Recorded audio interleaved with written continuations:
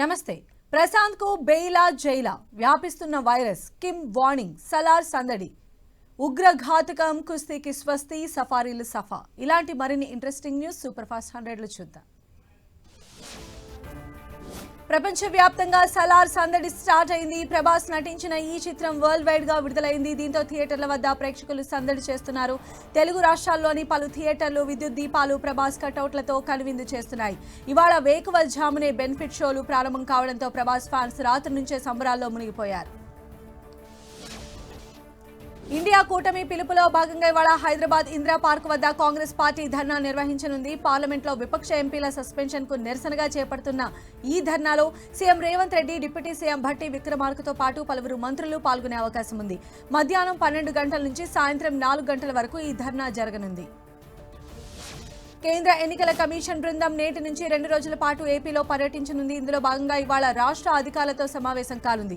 ఎన్నికల నిర్వహణకు సంబంధించి జిల్లా కలెక్టర్లు, ఎస్పీలతో పాటు ముఖ్య అధికారులతో చర్చించనుంది. తెలంగాణలో రాష్ట్రపతి ద్రౌపది ముర్ము పర్యటన కొనసాగుతోంది. ఇందులో భాగంగా హైదరాబాద్ బొల్లారంలోని రాష్ట్రపతి నిలయంలో ఇవాళ ఎట్ హోమ్ నిర్వహించనున్నారు. ఈ విందుకు రాష్ట్రంలోని ప్రముఖులు, విద్యావేత్తలు, పౌరులు హాజరు కానున్నారు. రేపటితో రాష్ట్రపతి శీతాకాల విడిది ముగియనుంది. తెలంగాణ ప్రభుత్వం ఇవాళ క్రిస్మస్ వేడుకలు నిర్వహించనుంది. హైదరాబాద్ ఎల్బీ స్టేడియంలో నిర్వహించే ఈ వేడుకల నిర్వహణకు ఏర్పాట్లు చేసింది. ఈ వేడుకల్లో సీఎం రేవంత్ రెడ్డితో పాటు పలువురు మంత్రులు, ఎమ్మెల్యేలు, ఇతర ప్రజాప్రతినిధులు పాల్గొనున్నారు. హైదరాబాద్లో పలు చోట్ల ఇవాళ పోలీసులు ట్రాఫిక్ ఆంక్షలు విధించారు. ఎల్బీ స్టేడియంలో క్రిస్మస్ వేడుకల దృష్ట్యా సాయంత్రం 5 నుంచి రాత్రి 9 గంటల వరకు స్టేడియం పరిసర ప్రాంతాల్లో ట్రాఫిక్ ఆంక్షలు కొనసాగుతాయని తెలిపారు. మరోవైపు బొల్లారంలోని రాష్ట్రపతి నిలయంలో ఎట్ హోమ్ నేపథ్యంలో ఆ పరిసరాల్లో ట్రాఫిక్ మళ్లింపులు ఉన్నాయని పేర్కొన్నారు. రేపు గాంధీ భవన్ లో టీపీసీసీ విస్తృత స్థాయి కార్యవర్గ సమావేశం జరగనుంది. TPCC chief CM Revanth Reddy అధ్యక్షతన ఈ సమావేశం జరగనుంది. ఇందులో AICC in-charge Manikrao Thakre, AICC కార్యదర్శులు, ఉప ముఖ్యమంత్రి భట్టి విక్రమార్క, మంత్రులు, పీఏసీ సభ్యులు పాల్గొనున్నారు.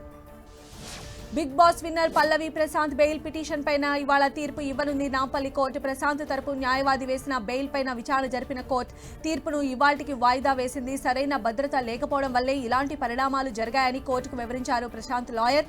స్టూడియో బయట జరిగిన విషయాలు అతడికి తెలియవని చెప్పారు. బిగ్ బాస్ ఫైనల్ గొడవలో మరో 16 మందిని పోలీసులు అరెస్ట్ చేశారు. ఇందులో 12 మంది మేజర్లు కాగా 4 మైనర్లు కూడా ఉన్నారు. వీరిని నాంపల్లి కోర్టులో హాజరుపరచడంతో 14 రోజులు జ్యుడిషియల్ రిమాండ్ విధించింది న్యాయస్థానం. దీంతో మైనర్లను జువెనల్ హోంకు, మిగతా వారిని చెంచల్గూడ జైలుకు తరలించారు. యాదాద్రి లక్ష్మీ నరసింహస్వామి ఆలయ నూతన ఈవోగా రామకృష్ణరావు బాధ్యతలు చేపట్టారు. అంతకుముందు ప్రభుత్వ ఆదేశాలతో గీతారెడ్డి ఈవో పోస్టుకు రాజీనామా చేశారు. ఆమె రాజీనామా సమర్పించడంతో నూతన ఈవోగా రామకృష్ణరావు నియమితులయ్యారు. ఆ వెంటనే బాధ్యతలు కూడా చేపట్టారు. తిరుపతిలోని అలిపిరి వద్ద వైకుంఠ ఏకాదశి సర్వదర్శనం టికెట్ల కోసం భక్తులు బారులు తీరారు. అలిపిరి వద్ద ఇవాళ్టి నుంచి టీటీడీ సర్వదర్శనం టోకెన్లు జారీ చేయనుంది. మొత్తం 10 కేంద్రాల్లో 10 రోజులకు టోకెన్లు ఇవ్వనుంది. సంక్రాంతికి ప్రయాణికుల రద్దీని దృష్టిలో పెట్టుకుని దక్షిణ మధ్య రైల్వే 20 ప్రత్యేక రైళ్లను ప్రకటించింది.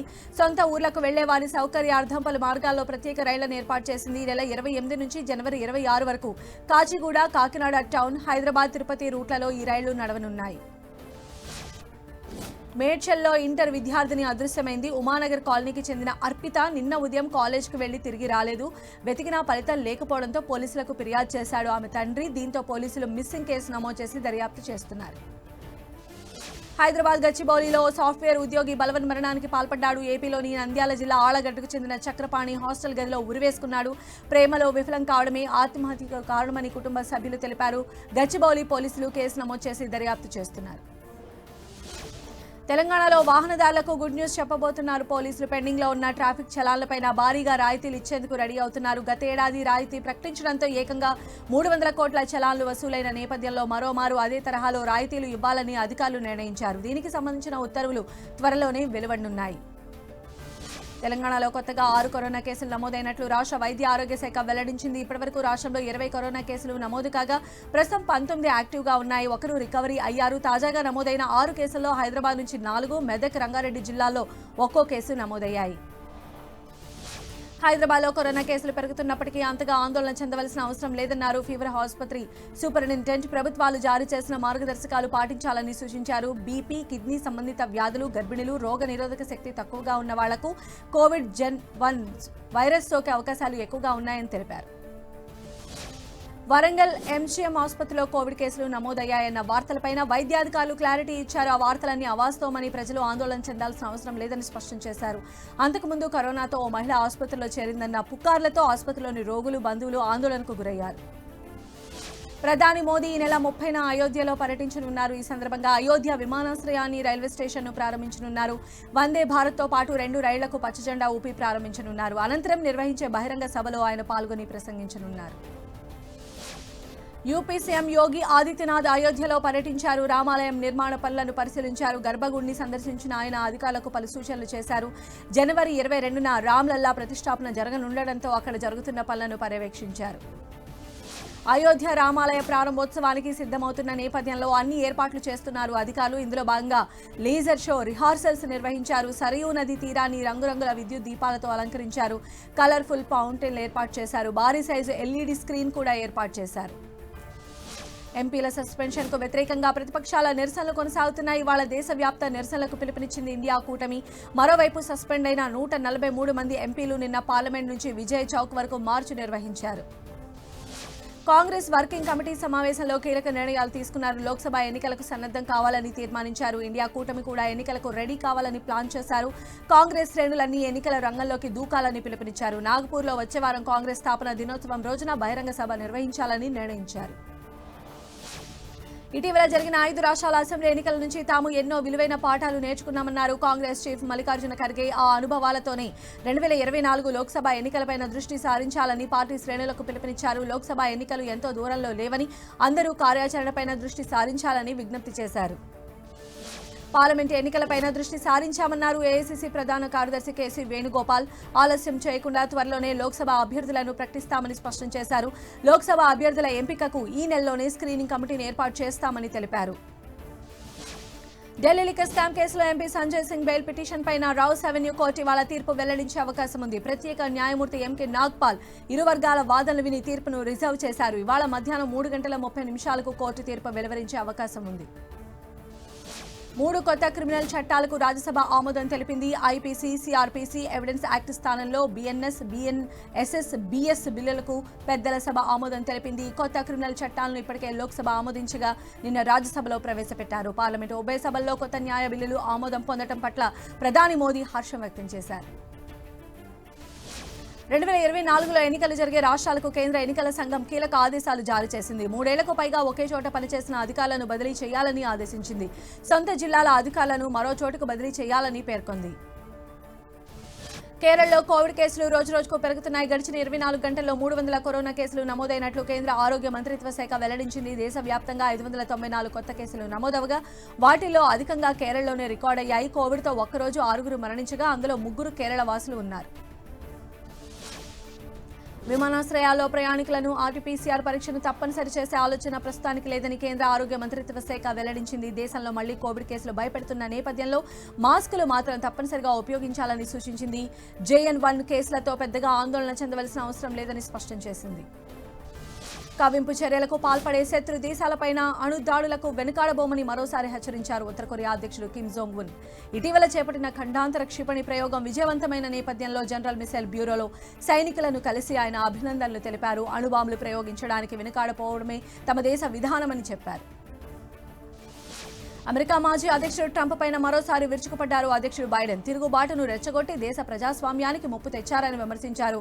విస్కాన్సిన్ రాష్ట్రంలోని మిలాక్వాలో జరిగిన ఆర్థిక సంబంధ సమావేశంలో పాల్గొన్న సందర్భంగా బైడెన్ ఈ వ్యాఖ్యలు చేశారు. భారతీయ విద్యార్థులకు అగ్రరాజ్యం శుభవార్త చెప్పింది. వీసా పాలసీ గైడ్ లైన్స్ లో కీలక మార్పులతో ఇకపై ఇమిగ్రెంట్ వీసాకు నేరుగా అప్లై చేసుకోవచ్చని ప్రకటించింది. F1 వీసాతో యుఎస్లో చదువుతున్న విదేశీ విద్యార్థులు ఉపాధి ఆధారిత కేటగిరీలో ఇమిగ్రెంట్ వీసాకు అప్లై చేసుకోవచ్చు. ఈ వీసా పొందిన వారు అమెరికాలోని స్టార్టప్లలో ఉద్యోగాలు చేసుకోవచ్చు.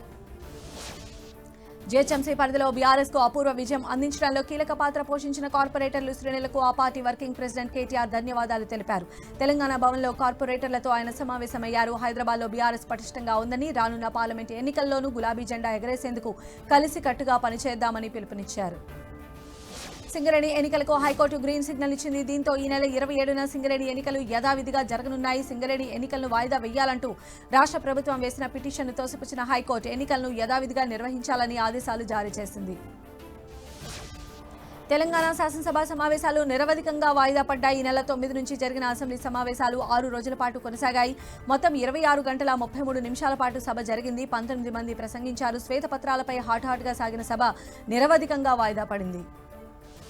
తెలంగాణ అసెంబ్లీలో శ్వేతపత్రాల వార్ నడిచింది. మొన్న ఆర్థిక శాఖపై వైట్ పేపర్ విడుదల చేసిన కాంగ్రెస్ సర్కార్ నిన్న విద్యుత్ మీద శ్వేతపత్రం రిలీజ్ చేసింది. 2 వైట్ పేపర్ల మీద అధికార విపక్ష నేతల మధ్య మాటల యుద్ధం నడిచింది. అప్పులు, అభివృద్ధి కేంద్రంగా డైలాగ్ వార్ కొనసాగింది. బీఆర్ఎస్ హయాంలో జరిగిన 3 పవర్ ప్రాజెక్టులపైన విచారణకు ఆదేశించారు CM Revanth Reddy. Yadadri power project సహా ఛత్తీస్గఢ్ విద్యుత్ ఒప్పందం, భద్రాద్రి ప్రాజెక్టులో సబ్ క్రిటికల్ టెక్నాలజీ వాడకంపైన న్యాయ విచారణకు ఆదేశించారు.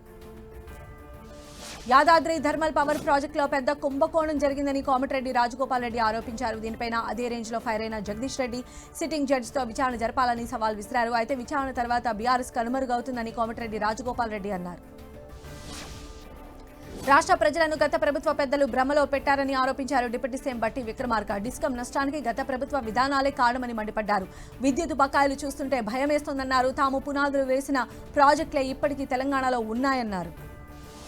కాంగ్రెస్ కు కౌంటర్ ఇచ్చారు కేటీఆర్. తెలంగాణ ఏర్పడే నాటికి విద్యుత్ బకాయిలు అప్పగించింది కాంగ్రెస్ కాదా అని ప్రశ్నించారు.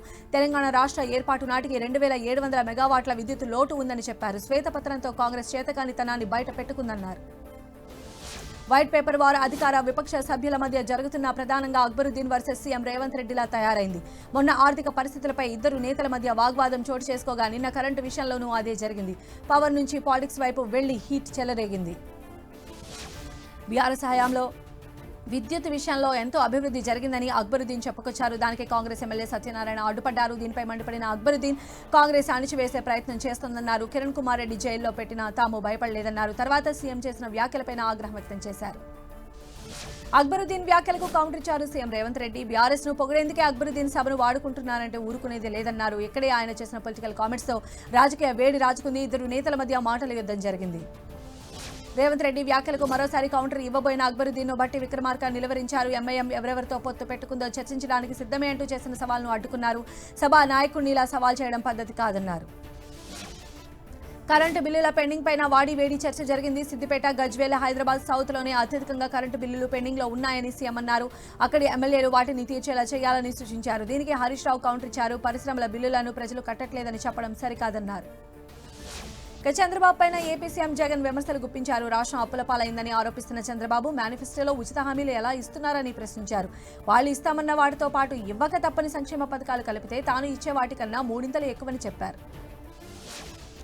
విద్యార్థులకు మంచి చేస్తుంటే విష ప్రచారం చేస్తున్నారని విపక్షాలపై మండిపడ్డారు ఏపీ సీఎం జగన్. పేద పిల్లలకు ట్యాబ్లు ఇస్తే చెడిపోతారని దుష్ప్రచారం చేస్తున్నారని మండిపడ్డారు. విశాఖలోని ఓ గిరిజన సంక్షేమ శాఖ బాలుర ఆశ్రమ పాఠశాలకు చెందిన 8, 9 తరగతులకు ట్యాబ్లను పంపిణీ చేశారు. సమాజ హితం కోసమే టీడీపీ పనిచేస్తుందన్నారు. ఆ పార్టీ అధినేత చంద్రబాబు విజయవాడ టీడీపీ కార్యాలయంలో జరిగిన సెమీ క్రిస్మస్ వేడుకల్లో ఆయన పాల్గొన్నారు. అంతకుముందు గుణదల మేరీమాత చర్చ్ను సతీ సమేతంగా దర్శించుకున్నారు.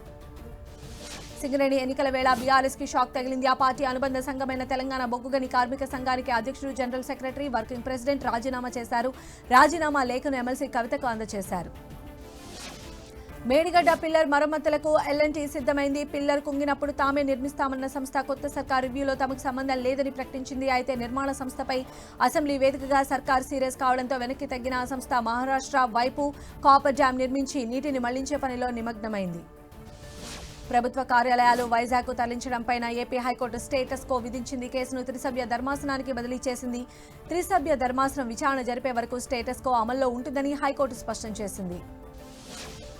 ఓయూలో కాంగ్రెస్ మేనిఫెస్టోను దహనం చేశారు నిరుద్యోగులు. అధికారం చేపట్టిన 15 రోజులకే కాంగ్రెస్ సర్కార్ నిరుద్యోగులను మోసం చేసే ప్రయత్నం చేస్తోందని ఆగ్రహం వ్యక్తం చేశారు. 2 నెలల్లో 4000 నిరుద్యోగ భృతి, 2 లక్షల ఉద్యోగాలపై శ్వేతపత్రం విడుదల చేయాలని డిమాండ్ చేశారు. పెన్షన్ల పెంపుపైన ఏపీ ప్రభుత్వం అధికారిక ఉత్తర్వులు జారీ చేసింది. ప్రస్తుతం ఇస్తున్న వైఎస్ఆర్ పెన్షన్ల కానుకను 2750 నుంచి 3000కు పెంచింది. జనవరి 1 నుంచి పెరిగిన పెన్షన్లు అమలు కానున్నాయి. శాంతాక్లాజ్ వేషంలో వెళ్లి ఓ కుటుంబానికి సాయం చేశారు ఏపీ మంత్రి రోజా. తీవ్ర ఆర్థిక ఇబ్బందుల్లో ఉన్న ఓ వ్యక్తి గురించి తెలుసుకున్న ఆమె శాంతాక్లాజ్ వేషంలో నాగరాజు ఇంటికి వెళ్లారు. ఆ కుటుంబానికి 2 లక్షల ఆర్థిక సాయం చేశారు. ఏపీ మంత్రి వేణుగోపాలకృష్ణ సంచలన వ్యాఖ్యలు చేశారు. సీఎం జగన్ ఆయన ఏం చెప్తే అది చేసేందుకు తాను సిద్ధమన్నారు. బోస్ ఎన్ని మాటలన్నా ఏనాడు తాను విమర్శించలేదని, తాను కానీ తన కుమారుడు కానీ అవినీతికి పాల్పడినట్లు నిరూపిస్తే రాజకీయాల్లో వదిలేస్తానన్నారు. ఏపీలో మళ్లీ వైసీపీ ప్రభుత్వమే వస్తుందన్నారు మంత్రి ఉషాశ్రీ చరణ్. జగన్ ఏ నిర్ణయం తీసుకున్నా తనతో పాటు ప్రతి ఒక్కరూ కట్టుబడి ఉంటారన్నారు. తాను ఎక్కడి నుంచి పోటీ చేయాలో ఆయన నిర్ణయిస్తారని, దానికి తాను కట్టుబడి ఉంటానన్నారు. వైసీపీ ఎమ్మెల్యే అభ్యర్థుల మార్పులపైన టీడీపీ అధినేత చంద్రబాబు వ్యాఖ్యలకు కౌంటర్ ఇచ్చారు. సజ్జల రామకృష్ణారెడ్డి, చంద్రబాబు గతంలో నియోజకవర్గం మారలేదా? పవన్, లోకేష్ అంతా సొంత జిల్లాల్లోనే పోటీ చేస్తున్నారా అని ప్రశ్నించారు. సాహితీ ఇన్ఫ్రాకు చెందిన 161 కోట్ల ఆస్తులను ఈడీ అటాచ్ చేసింది. రియల్ ఎస్టేట్ పేరుతో ప్రజల నుంచి 260 కోట్లు వసూలు చేశారని, అమీన్పూర్లో హైరైజ్ బిల్డింగ్ పేరుతో 80 కోట్లు తీసుకున్నట్లు గుర్తించారు. 126 కోట్లు వ్యక్తిగతంగా వాడుకున్నట్లు వెల్లడించారు. ఛత్తీస్గఢ్ జగదల్పురాలోనూ మావోయిస్టులు పలు వాహనాలను తగలబెట్టారు. 4 వాహనాలకు నిప్పు పెట్టగా ఇందులో గన్నవరం డిపోకి చెందిన ఆర్టీసీ బస్సు కూడా ఉంది. ప్రయాణికులు డ్రైవర్లను దిగి వెళ్లిపోవాలని చెప్పి వాహనాలను తగలబెట్టారు మావోయిస్టులు. దేశంలోని ప్రతి ఒక్కరి స్థిరచర ఆస్తులను ఆధార్తో అనుసంధానం చేసే విషయంపైన దాఖలైన పిటిషన్ను ఢిల్లీ హైకోర్టు డివిజన్ బెంచ్ విచారించింది. దీన్ని 3 నెలల్లో పరిశీలించి నిర్ణయం తీసుకోవాలని కేంద్రానికి సూచించింది. దేశంలో నల్లధనం, అవినీతి, బినామీల నివారణకు ఆధార్తో అనుసంధానం కీలక చర్య అవుతుందని పిటిషనర్ పేర్కొన్నారు. పార్లమెంటు భద్రతా ఉల్లంఘన కేసులో అరెస్టైన 4 నిందితుల రిమాండ్ మరో 15 రోజులు పొడిగించింది ఢిల్లీ పాటియాలా కోర్టు. కేసు దర్యాప్తునకు మరింత సమయం కావాలని ఢిల్లీ పోలీసులు కోరడంతో అదనపు సెషన్స్ జడ్జి హర్దీప్ కౌర్ కస్టడీని పొడిగించారు. పార్లమెంటు భద్రతా ఉల్లంఘన కేసులో దర్యాప్తు ముమ్మరం చేశారు. బెంగళూరుకు చెందిన టెకీ సాయికృష్ణ జగాలిని దర్యాప్తు బృందాలు అదుపులోకి తీసుకున్నాయి. రిటైర్డ్ డీఎస్పీ కుమారుడైన సాయి లోక్సభలో అలజడి సృష్టించిన మనోరంజన్ కు స్నేహితుడు. పార్లమెంటు భద్రతపైన కేంద్రం కీలక నిర్ణయం తీసుకుంది. ఇకపై పార్లమెంటు భద్రతా బాధ్యతలను సెంట్రల్ ఇండస్ట్రియల్ సెక్యూరిటీ ఫోర్స్ కి ఇవ్వనుంది. పార్లమెంటు భవన సముదాయంలో సర్వే చేపట్టాలని కేంద్ర హోంశాఖ సిఐఎస్ఎఫ్ ను ఆదేశించింది. ఉపరాష్ట్రపతి, రాజ్యసభ చైర్మన్ జగదీప్ ధన్ఖడ్ ను తృణమూల్ ఎంపీ కళ్యాణ్ బెనర్జీ అవమానించడాన్ని వ్యతిరేకిస్తూ జాట్ సామాజిక వర్గ నేతలు ఆందోళన చేశారు. ధన్ఖడ్ కు క్షమాపణ చెప్పాలని వారు డిమాండ్ చేశారు. రాజ్యసభ చైర్మన్ ని విపక్ష నేతలు అవమానించారన్న బీజేపీ నాయకులకు కాంగ్రెస్ నేత జయరాం రమేష్ కౌంటర్ ఇచ్చారు. ప్రధాని హోదాలో మోదీ అప్పటి ఉపరాష్ట్రపతి, రాజ్యసభ చైర్మన్ హమీద్ అన్సారీని పార్లమెంటు వేదికగా అవమానించారన్నారు. ప్రధాని మోదీతో మాజీ ప్రధాని దేవేగౌడ భేటీ అయ్యారు. దేవేగౌడ కుమారులు కూడా ఆయన వెంట ఉన్నారని ఎక్స్ వేదికగా తెలిపారు. ప్రధాని మోదీ దేశ ప్రగతికి మాజీ ప్రధాని దేవేగౌడ చేసిన కృషిని కొనియాడారు. వారిని కలవడం ఎప్పుడూ ఆనందాన్ని కలిగిస్తుందని పేర్కొన్నారు. ఈడీ నోటీసులు చట్టవిరుద్ధమన్నారు. ఢిల్లీ సీఎం కేజ్రీవాల్ రాజకీయ కారణాలతోనే నోటీసులు ఇస్తున్నారని ఆరోపించారు. నోటీసులు ఉపసంహరించుకోవాలని డిమాండ్ చేశారు. భారత రెజ్లింగ్ సమైక్య మాజీ చీఫ్ బ్రిజ్ భూషణ్ శరణ్ సింగ్ సన్నిహితుడు సంజయ్ సింగ్ రెజ్లింగ్ సంఘం అధ్యక్షునిగా ఎన్నికయ్యారు. మొత్తం 47 ఓట్లలో సంజయ్ సింగ్ కు 40 ఓట్లు పోలయ్యాయి. దీంతో అనిరా షిరాన్ ఓటమి పాలయ్యారు. బ్రిజ్భూషణ్ అనుచరుడే రెజ్లింగ్ సమాఖ్య అధ్యక్షుడిగా ఎన్నికవడంతో ఆయనకు వ్యతిరేకంగా పోరాడిన మహిళా రెజ్లర్లు కంట తడి పెట్టారు. రెజ్లింగ్ కు రిటైర్మెంట్ ప్రకటించిన సాక్షి మాలిక్ కన్నీరు పెట్టారు. బ్రిజ్భూషణ్ కు వ్యతిరేకంగా తాము చేసిన పోరాటానికి అండగా నిలిచిన ప్రజలకు కృతజ్ఞతలు తెలిపారు. తమిళనాడు సీఎం స్టాలిన్ వరద ప్రభావిత ప్రాంతాల్లో పర్యటించారు. వరదల వల్ల కలిగిన నష్టాన్ని అంచనా వేశారు. వరద బాధితులకు పరామర్శించి ఓదార్చారు. ఆంతోనియాపురంలో వరద సాయాన్ని పంపిణీ చేశారు. తిరునల్వేలి, తూతుక్కుడి ప్రాంతాలు పూర్తిగా నీట మునిగాయి. ఆ ప్రాంతాల్లో కనుచూపు మేర వరద నీరే కనిపిస్తోంది. ప్రధాన రహదారులు, కాలనీలన్నీ వరద నీటితో నదులను తలపిస్తున్నాయి. దీంతో ఆర్మీ, ఎన్డీఆర్ఎఫ్ బృందాలు సహాయక చర్యలు కొనసాగిస్తున్నాయి. ఆదాయానికి మించి ఆస్తుల కేసులో తమిళనాడు విద్యాశాఖ మంత్రి కె పొన్ముడి ఆయన భార్యను మద్రాసు హైకోర్టు దోషులుగా తేల్చింది. వీరిద్దరి 3 ఏళ్ల జైలు శిక్ష విధిస్తూ తీర్పు వెలువరించింది. నిందితులు లొంగిపోయేందుకు 30 రోజుల గడువిచ్చింది. ఈ తీర్పును సుప్రీంకోర్టులో సవాల్ చేసేందుకు అవకాశం ఇచ్చింది. పాకిస్తాన్ మాజీ ప్రధాని నవాజ్ షరీఫ్ మరోసారి భారత్పైన ప్రశంసలు కురిపించారు. మన పొరుగు దేశం భారత చంద్రుడిపైకి చేరుకుందని, పాకిస్తాన్ మాత్రం ఇప్పటికీ భూమిపై నుంచి పైకి లేవలేకపోతుందని అన్నారు. పాకిస్తాన్ ఆర్థిక పరిస్థితి అధ్వానంగా ఉందన్నారు. ఎన్నో సవాళ్లను ఎదుర్కొంటున్న ఆఫ్ఘనిస్తాన్కు భారత్ మళ్లీ భరోసా ఇచ్చింది. ఐక్యరాజ్య సమితిలో ఆఫ్ఘనిస్తాన్ అంశంపై భారత ప్రధాని రుచిరా కాంబోజ్ మాట్లాడారు. ఆఫ్ఘనిస్తాన్ తమ పొరుగు దేశమని, అక్కడ శాంతి సుస్థిరతలు కాపాడేందుకు భారత అండగా ఉంటుందన్నారు. అగ్నిపర్వత విస్ఫోటనంతో అతలాకుతలమైన పౌవా న్యూ గినియాకు భారత్ మానవతా దృక్పథంతో ఆపన్న హస్తాన్ని అందించింది. ప్రత్యేక చార్టర్డ్ విమానంలో $1 మిలియన్ విలువ చేసే సామాగ్రిని పంపించింది. 11 టన్నుల సహాయ సామాగ్రి, 6 టన్నుల వైద్య సామాగ్రిని పంపింది. గాజాలో హమాస్కు చెందిన అతిపెద్ద కమాండ్ సెంటర్ బయటపడింది. హమాస్ తమ భూగర్భ సొరంగ నెట్వర్క్ మొత్తాన్ని అక్కడి నుంచే నిర్వహిస్తున్నట్లు ఇజ్రాయెల్ దళాలు పేర్కొన్నాయి. అయితే ఈ కమాండ్ సెంటర్ ఎక్కడ గుర్తించిందో మాత్రం ఇజ్రాయెల్ వెల్లడించలేదు. ఇజ్రాయెల్ హమాస్ అగ్రనేత ఇస్మాయిల్ హనియే ఈజిప్ట్లో పర్యటిస్తున్నారు. గాజాలో ఇజ్రాయెల్పై హమాస్ రాకెట్లను ప్రయోగించిన మరుసటి రోజు ఆయన కైరోకు వెళ్లడం ప్రాధాన్యం సంతరించుకుంది. యుద్ధంపైన ఈజిప్టు అధికారులతో చర్చించడానికే హనియే అక్కడికి వెళ్లినట్లు హమాస్ వర్గాలు తెలిపాయి. వాయువ్య చైనాను వణికించిన భూకంపంలో మృతుల సంఖ్య 134కు చేరుకుంది. 900 మందికి పైగా తీవ్రంగా గాయపడినట్లు అత్యవసర నిర్వహణ మంత్రిత్వ శాఖ వెల్లడించింది. 74 మందిని రక్షించారు. 87,000 మందిని సురక్షిత ప్రాంతాలకు తరలించారు. ప్రపంచంలోనే అతిపెద్ద విలాసవంతమైన నౌక మోబీ లెగసీ తన ప్రయాణం మొదలుపెట్టింది. గాంగ్జౌ తీరం నుంచి ఇటలీకి బయలుదేరింది. ఈ నౌక ఒకే విడతలో 2,500 మందిని గమ్యస్థానాలకు చేరుస్తుంది. అమెరికాలో 4 ఏళ్ల క్రితం అదృశ్యమైన గుజరాతీ మహిళ ఆచూకీ కోసం FBI రివార్డు ప్రకటించింది. ఆమె ఆచూకీ తెలిపితే $10,000 ఇవ్వనున్నట్లు పేర్కొంది. 2019 ఏప్రిల్ 29న మయూషి భగత్ న్యూజెర్సీలో ఇంటి నుంచి బయటకు వెళ్లి కనిపించకుండా పోయింది. కోవిడ్ సోకడం వల్ల అమెరికాలోని ఓ బాలికకు మాట పడిపోయింది. 15 ఏళ్ల బాలిక కోవిడ్ సోకిన 13 వారాలకు శ్వాస సమస్యతో ఆసుపత్రిలో చేరింది. పరీక్షించిన వైద్యులు ఆమెకు గొంతు సంబంధ పక్షవాతం వచ్చినట్లు గుర్తించారు. సఫారీ గడ్డపైన 5 ఏళ్ల తర్వాత భారత వన్డే సిరీస్ నెగ్గింది. పాల్ వేదికగా దక్షిణాఫ్రికాతో జరిగిన కీలక ఫైట్లో భారత ఆల్రౌండ్ ప్రదర్శనతో అదరకొట్టింది. 2-1 తేడాతో సిరీస్ను కైవసం చేసుకుంది. భారత 78 పరుగుల తేడాతో ఘన విజయం సాధించింది. దక్షిణాఫ్రికాతో జరిగిన 3వ వన్డేలో సంజు శాంసన్ మెరిశాడు. 103 పరుగులకే 3 వికెట్లు కోల్పోయి కష్టాల్లో పడ్డ భారత ఇన్నింగ్స్ను శాంసన్ చక్కదిద్దాడు. తిలక్ వర్మతో కలిసి కీలకమైన భాగస్వామ్యాన్ని నెలకొల్పాడు. ఈ క్రమంలో శాంసన్ అంతర్జాతీయ క్రికెట్ కెరీర్లో తొలి సెంచరీ పూర్తి చేసుకున్నాడు. Team India keeper KL Rahul record సృష్టించాడు. సౌత్ ఆఫ్రికాతో జరిగిన 3వ వన్డేలో 21 పరుగులు చేసిన రాహుల్ ఈ ఏడాదిలో 1000 పరుగులు పూర్తి చేసుకున్నాడు. దీంతో 14 ఏళ్ల తర్వాత వన్డే ఫార్మేట్లో ఒక క్యాలెండర్ ఇయర్లో 1000 పరుగులు చేసిన తొలి భారతీయ వికెట్ కీపర్గా నిలిచాడు. ఆస్ట్రేలియా స్టార్ ఓపెనర్ ఉస్మాన్ ఖవాజాకు ఐసీసీ ఊహించని షాక్ ఇచ్చింది. అంతర్జాతీయ మ్యాచ్ల్లో ఐసీసీ నియమాలకు విరుద్ధంగా వ్యవహరించాడనే కారణంతో అతడిపై చర్యలకు ఉపక్రమించింది. పాక్తో జరిగిన తొలి టెస్టులో పాలస్తీనాకు మద్దతుగా భుజానికి నల్ల రిబ్బన్ ధరించి బ్యాటింగ్ చేశాడు. ఇద్దరు జింబాబ్వే క్రికెటర్లు డోప్ పరీక్షలో పట్టుబడ్డారు. ఆల్రౌండర్లు వెస్లీ మదేవరే, బ్రాండన్ మౌతా నిషేధిత డ్రగ్స్ తీసుకున్నారు. దీంతో ఆ దేశ క్రికెట్ బోర్డు వారిద్దరిని సస్పెండ్ చేసింది.